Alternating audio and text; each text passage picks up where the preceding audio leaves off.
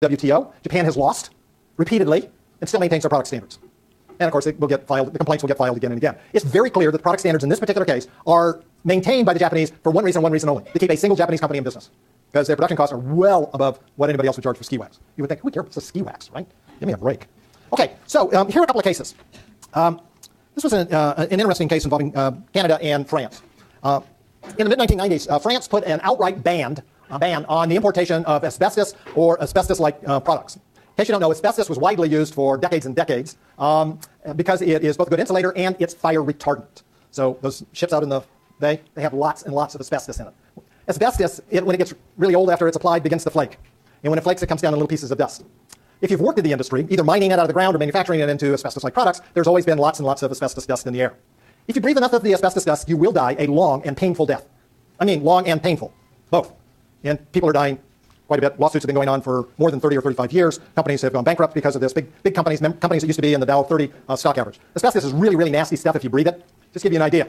Old schools, not this building, I can tell just by looking at the walls and ceiling, at least not this room. But old school buildings often have asbestos in it. Yeah, it's a fire retardant. It's a good insulator. So when the school was really old, built in the 1930s, 40s, 50s, something like that, again, asbestos deteriorates over time. So when they want to take the asbestos out, they'll close the school, they'll put a big tent over it, basically vacuum seal it. And guys, I suppose there are women that go into these things as well. I wouldn't, but people do go in. I guess there's a salary that somebody's attracted to. But they go in and they wear hazmat suits. I mean, big white suits, breathing apparatus, the whole bit. That tells you how dangerous this stuff is.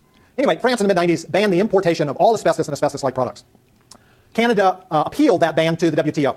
The reason they appealed it is because in France, there were a few companies that were still mining and manufacturing, processing asbestos and asbestos-like products. There was still a need for it. I mean, it has very unique manufacturing capabilities. So, who won? Knowing what you know? We have to, the WTO rules say, any kind of trade limitation must be done on a non-discriminatory basis. So in this case, France won. I didn't say the law made sense. The ruling was that the health issues were so severe and the actual production of asbestos and asbestos-like products in France was so minimal that it still was okay for them to impose a ban on all imports, which they did. And they won that case.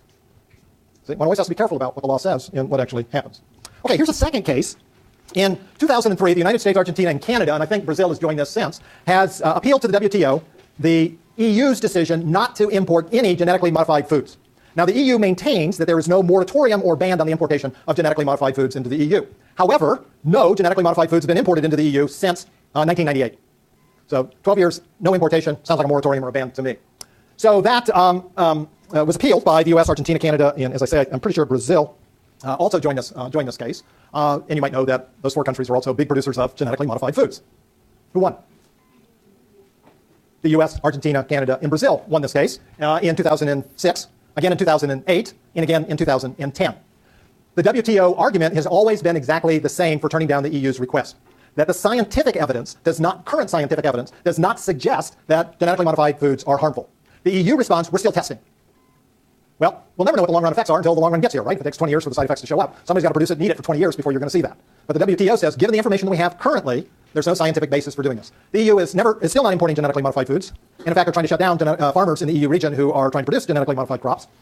And because the EU or the WTO does not have a police force, the plaintiff countries, the US, Argentina, Canada, and Brazil, have all been given waivers to impose tariffs against EU exports for what they think is the approximate value of the lost genetically modified food exports. So there's a case that came out kind of, if you believe the scientific evidence, perhaps in the right way.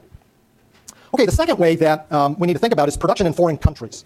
And in this case, the WTO position seems to have evolved a bit, as you'll see. There's always been the issue on the production side of, are we talking about, that is, is the complaint about the product that's produced, or is the complaint about how the product is produced, the production process itself? And so the WTO has to move through some of those issues. In general, again, what the WTO will say, any rules you want, as long as they're applied uniformly to domestic producers as well as foreign producers. So in 1991, after the U.S. had passed the Marine Mammal Protection Act, the U.S. placed a ban on Mexican tuna imports. Somehow spell check didn't pick that up. So the U.S. put a ban on Mexican imports of tuna because the nets that Mexican fishermen were using were not dolphin safe. U.S. commercial fishermen had to use dolphin-safe nets. So if you don't know, commercial fishermen throw big nets into the sea. They drag all the fish in. It used to be when you would catch the tuna, you would also catch the dolphins. The dolphins died. There was lots of hue and cry about dead dolphins because they were just throwing the dead bodies over because it's not a food item and it took up too much space on the boat to bring them back to convert them to something else. So who won this case? Mexico. Mexico won this case. I know that seems surprising, but Mexico won this case because in this case what they said is the restriction that the U.S. was putting on was due to the production process, not to the product. Right? The product was tuna, not the way in which it was caught. And so the WTO is saying the production process is not what you can put limitations on, but the product itself can be. So it's the outcome of the production process. Now, if you're a dolphin lover, this still has a happy outcome. There was such a hue and cry against this decision, particularly in the United States and in Western Europe, that consumers started to boycott all tuna, domestic and imported, just across the board.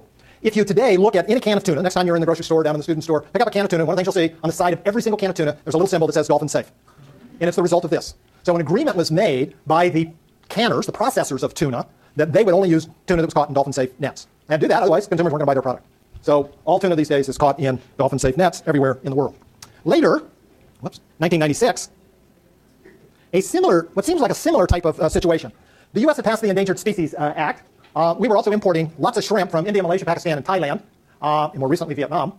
And we put a ban on it because the nets that were being used by fishermen in these foreign countries were not safe for sea turtles. Now, if you've ever seen pictures of protesters at WTO meetings, especially the ones back in the late 90s and the early 2000s, there were always people dressed up as giant green sea turtles. And it comes out of this decision. In this particular decision, India, Pakistan, Malaysia, and Thailand won for exactly the same narrow reasoning that they had used for the tuna ban several years earlier. So at least there was some consistency there.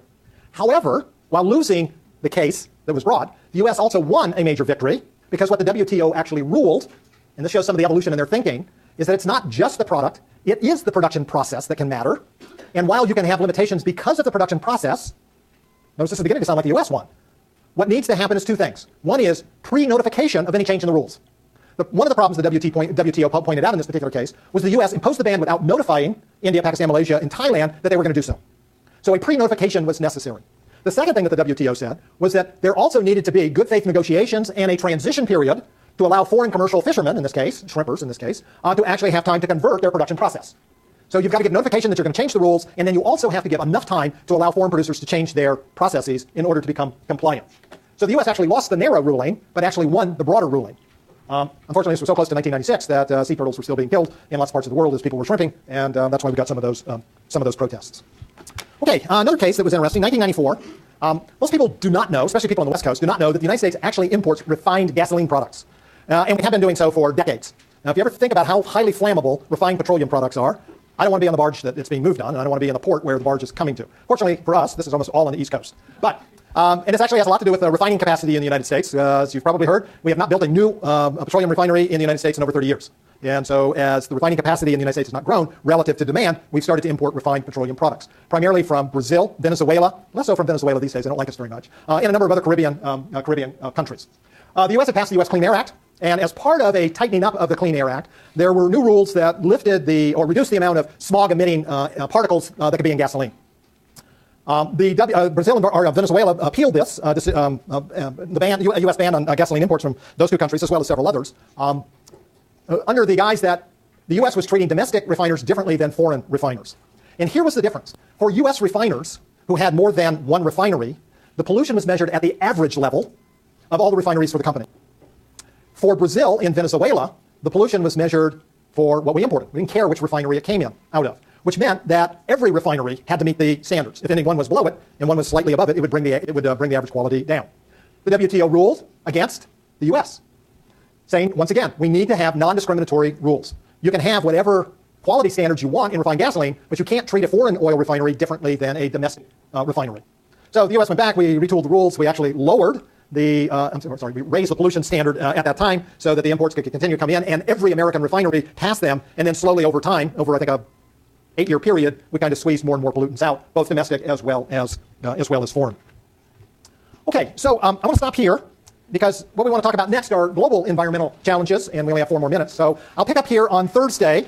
So remember, also on Thursday, we have several other things that we will be doing. We'll be doing course and GSI evaluation, so put on your thinking caps about what kind of really wonderful positive things you want to say. We'll finish this up. We'll also talk about final exams and reviews. So does everybody know where the final exam is? Oh, the problem set 6 is also due on Thursday. And so on Thursday, I'll tell you where the final exam is going to be.